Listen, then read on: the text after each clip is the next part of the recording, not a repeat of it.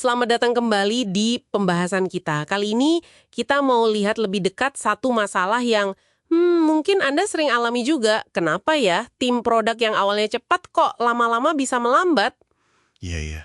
Sumber kita hari ini dari bab 66 materi Anda yang spesifik ngebahas penyebab utama kecepatan ini hilang. Betul. Ini emang sering terjadi sih di banyak organisasi yang lagi tumbuh. Tapi ya, bab 66 ini kayaknya mau bilang kalau melambat itu bukan berarti pasti terjadi gitu aja. Ada sebab-sebabnya. Oke. Dan yang penting, sebab-sebab ini bisa dikenali dan diatasi. Nah, mari kita coba bedah 6 penyebab utama yang disebut di sumber Anda ini. Siap. Kita mulai dari yang paling dasar nih kayaknya. Sumbernya nyebut utang teknis atau technical debt sebagai penyebab pertama. Gimana sih utang teknis ini bisa langsung bikin lambat menurut bab itu? Nah, jadi gini, utang teknis itu gampangnya arsitektur atau kodenya bikin susah kalau mau diubah atau ditambah fitur baru. Oke. Tiap tim mau bikin sesuatu yang baru, malah harus beresin masalah lama dulu. Atau ngakalin kode yang rumit. Ini bukan cuma soal waktu aja, tapi juga bikin capek dan nurunin semangat tim. Makanya sumber ini nekenin pentingnya diberesin terus-menerus, jangan nunggu numpuk. Oh gitu, jadi bukan cuma lambat tapi ada gesekan terus ya di kerjaan tim. Oke. Kalau tadi teknis, sekarang ke orangnya nih. Penyebab kedua katanya kurangnya manajer produk yang kuat. Lemahnya posisi ini gimana spesifiknya bisa bikin tim jadi lambat menurut bab 66? Sumber ini ngaitinnya langsung ke motivasi sama arah tim sih. Kalau manajer produknya kurang kuat, dia gagal ngasih visi yang bikin semangat kenapa sih kita bikin ini. Iya. Terus, tim jadi nggak pede buat ambil keputusan sendiri. Jadinya, ya kayak tentara bayaran itu tadi. Nungguin perintah, ragu-ragu, sering harus minta persetujuan buat hal kecil, kepercayaan ke lead produknya hilang. Nah, itu bikin lambat banget eksekusinya. Wah, kebayang sih kalau pemimpinnya kurang jelas arahnya bisa jadi hambatan besar ya, meskipun bukan teknis. Nah, yang ketiga nih, kurangnya rasa urgensi. Tapi bukannya santai dikit penting biar tim nggak burn out. Sumber ini ngelihatnya gimana soal urgensi yang sehat? Pertanyaan bagus tuh. Bab 66 ini sebenarnya nggak nyuruh neken terus-terusan kok. Maksudnya kurang urgensi itu lebih ke, timnya kehilangan momentum. Oh, Kehilangan greget buat terus maju dan belajar. Mungkin karena udah ngerasa sukses, atau nggak ada tantangan jelas, atau proses di dalamnya terlalu ribet, jadi ya udah semangatnya luntur.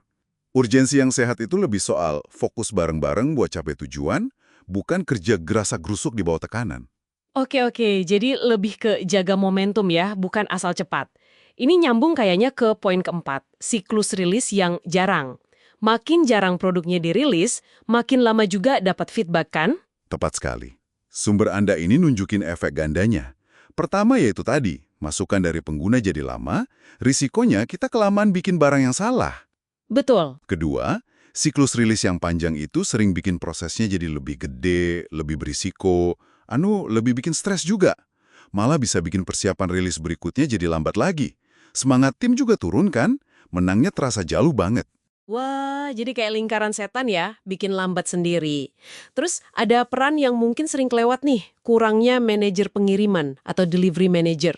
Sumber ini bedain loh sama manajer produk. Kenapa peran ini penting buat kecepatan? Nah, bab 66, nekenin kalau delivery manager ini seringnya ya Scrum Master. Juga fokusnya tuh cuma satu, ngelancarin jalannya tim. Oh, Mereka aktif nyari dan ngilangin hambatan, mau itu teknis, proses, atau urusan organisasi. Kalau peran ini nggak ada, tugas bersih-bersih jalan ini seringnya jatuh ke manajer produk. yang harusnya mikirin strategi ya? Betul. Yang harusnya fokus ke strategi produk, atau malah nggak ada yang ngerjain sama sekali. Akibatnya, banyak kerikil di jalan yang bikin tim kesendat-sendat terus. Jadi kayak nyediain jalur tol khusus biar tim bisa fokus lari, kenceng. Oke?